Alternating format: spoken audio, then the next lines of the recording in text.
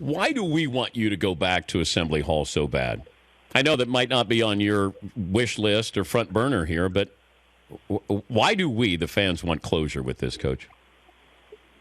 Well, I think that I've always really enjoyed the fans, and I always will. You know, on my dying day, I will think about how great the fans at Indiana were. And as far as the hierarchy at Indiana University at that time, I have absolutely no respect whatsoever for those people. And with that in mind, I have no interest in ever going back to that university. Most of those people aren't all those people out of there, though, Coach? I hope they're all dead. Well, I know some of them are, but I don't know. I hope the rest of them go. Bob Knight is at that age, Dylan. He was born in 1940, 76 years old. Is that the point where you just push your chips all in and say whatever you want? He's an old bitter man. He is wow. Some people push him in for better. Bob has always been always had his guard up, always just been him against the world. It's really an old guard kind of thing. I thought that was a great question by Dan Patrick. Personally, I could give two craps if Bob Knight goes back to Indiana. I don't care. It was a little before I started watching college basketball. I'm 33 years old. I know there's an older guard of people that can still only associate Bob in Indiana. Well, think about this. I could care less if he goes back. Over his last anything to me. 13 seasons as a head coach, he only went to one Sweet 16. And you're normally defined by Final Fours, and he won 3 national championships there. When he left the game of college basketball, he had the most wins of all time, 902, now surpassed by his protege, Mike Krzyzewski. But I just wonder, could a Bob Knight exist now in the landscape of college sports? Not just basketball, even football. I think so. I think it's harder because of the coddled society we live in, because of the exposure of society. Everything's on camera phones. So when you lace out at a player, when you grab a player by the throat, you don't hold your job very long. And that's the way the old guard operated. I think there's still archetypes that can be filled, and we see them. You know, I look at Bill Belichick as kind of an old curmudgeon, bitter coach. Nick Saban has some of that in him.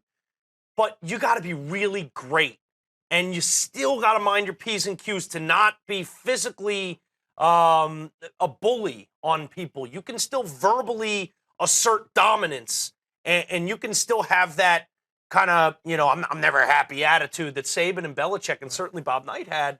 But I think it's going away. I don't think it'll ever totally die because someone will fit that archetype that's good enough, smart enough, and smart enough in the way that doesn't push it totally over the line where they lose their job. But people still want wins, and Belichick, Saban, they deliver their programs wins. Well, I think with Bob Knight, right, you look at his nickname, the General. Right. And when he was having that sort of success in the 70s or 80s, those kids were products of, whether it was their dad, whether it was their uncle, whether it was their brother, of a military background. Yeah. And they were raised in that environment where you didn't get out of line. And now the society that we live in, yeah, like a 5-star recruit doesn't want to go somewhere where Bob Knight is going to yell at him and keep him in line. It's weird because the 5-star recruit has leverage now. The 5-star recruit is the one that's kind of putting the feet up like, why should I come to you? Tell me. I have the power now. It was, no matter who you were, if you were Lou Alcindor, if you were whoever you were, you know, there were these iconic figures, Bear Bryant in college football, and so Bo many. Schembechler, Woody Hayes. Those guys all ruled with iron fists. And it was more militaristic, without a doubt. And those guys had the power, and they weren't scared to sort of flex that muscle. If I run college football, and if you want to come into my place, then you got to come with your hat in your hand. It's not that way anymore. It's a more coddled society where you got coaches write you letters and sending you, messages and different things, and going to see your game and sitting there like this, watching you play your AAU games. It's a different world. There's still room for that archetype in my mind, but it's a lot more few and far between. You know, you and I consider ourselves tough guys, right? Or somewhat so. Your dad, Brian McGordy. My dad, father. Big Dan Doyle. I mean, they could kick our ass. That generation was just a tougher generation as far as in a street fight. You agree with that? Yes. I'm still waiting to become a man.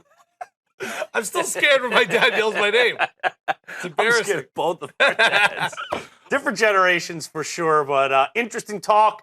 Maybe you do want to see Bob Knight go back to Assembly Hall. Doesn't look like that's happening anytime soon, even though he loves the Hoosier fans. A lightning rod of a figure, that's for sure.